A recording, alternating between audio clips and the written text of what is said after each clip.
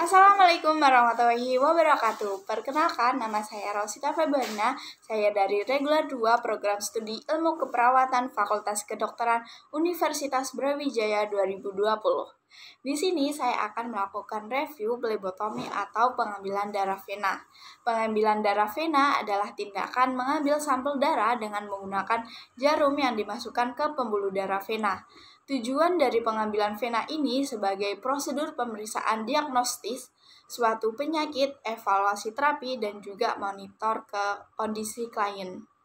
Prosedur dalam pengambilan darah vena ini kita harus memasuki ke 3 tahap, yaitu yang pertama persiapan alat, persiapan pasien, lalu baru ke prosedur pengambilan vena. Persiapan alat yang terlebih dahulu yaitu sarung tangan bersih, alkohol swab, tourniquet, perlak, dan alas perlak, bantalan jika diperlukan.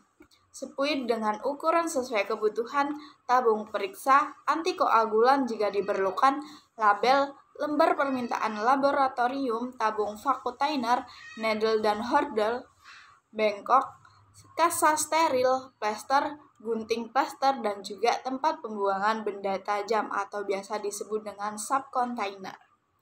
Lalu yang kedua yaitu kita harus mempersiapkan pasien kita terlebih dahulu, yaitu dengan cara menjelaskan tujuan dan juga prosedur pengambilan darah vena, menjelaskan apa yang akan dirasakan klien dalam prosedur pengambilan darah vena, dan yang ketiga yaitu menganjurkan klien untuk napas dalam ketika prosedur dilakukan.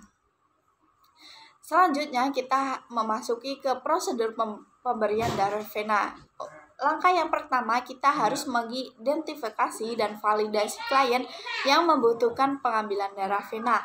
Lalu jelaskan prosedur kepada klien, cuci tangan terlebih dahulu, dan juga dekatkan alat-alat kepada klien seperti yang ada di video selanjutnya. Langkah pertama yaitu kita harus mendekatkan alat-alat kepada klien. Lalu kita pasang tourniquet sekitar 7,5 sampai 10 cm di atas lokasi vena. Maksimal pembendungan 1 sampai 2 menit. Lalu tentukan lokasi vena yang akan ditusuk. Biasanya pada posisi fossa antecubiti.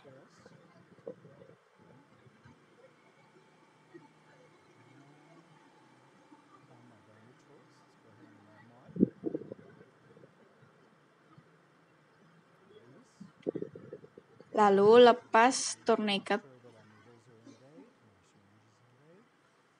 Siapkan alat untuk mengambil darah dengan menggunakan metode syringe atau vakutainer. With our syringe, you'll see that there's a lower tip in here. What lower means is thread, so we can pull this out like a screw.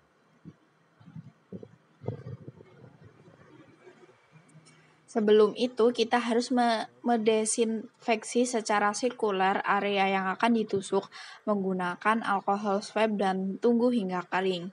Dan juga jangan lupa gunakan sarung tangan. When we're caring for a patient right before, we put our tourniquet back on. Start in the center, circle concentric method, inside out. Twist to the side.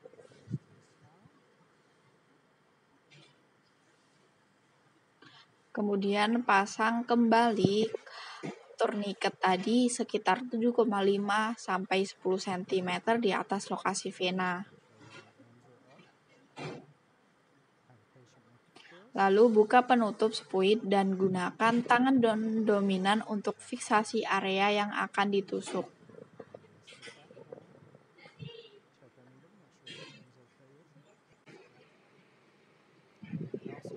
Posisikan jarum sekitar 15-30 derajat dari permukaan kulit dengan lubang menghadap ke atas.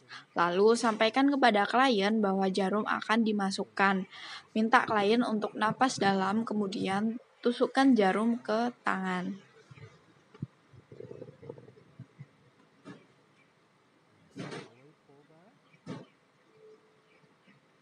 With this test that I'll be performing, it's a small test.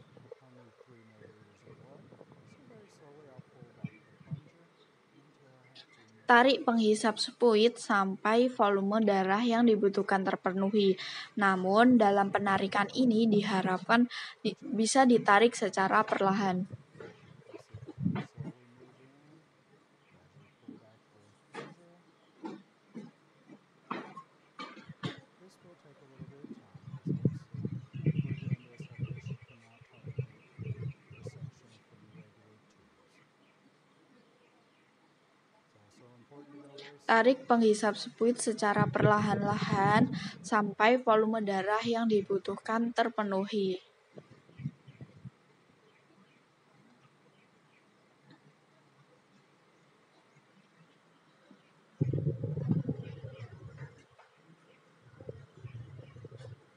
And as we're doing this, keep in mind your patient may be nervous. It's okay to talk to your patient how you're putting at ease too.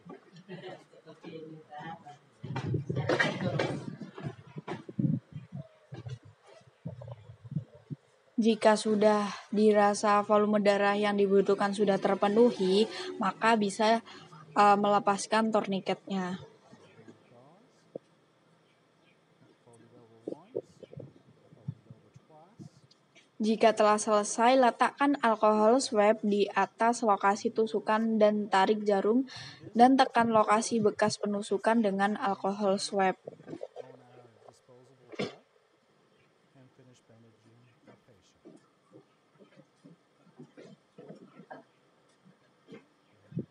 Now the next step, since we drew this into a syringe, we now need to move it from the syringe into the Kemudian, masukkan darah dari spuit ke tabung periksa dan campurkan dengan antikoagulan jika diperlukan untuk pemeriksaan. You'll need your transfer device. Make sure that it is in date also. Attach your transfer device. This screws in just like the needle. Turn your syringe upside right. And insert your tube from the bottom. Make sure that you face your label away. This way you can see when the tube is open. Untuk pemindahannya bisa dilihat seperti yang ada di video. Do the work for you.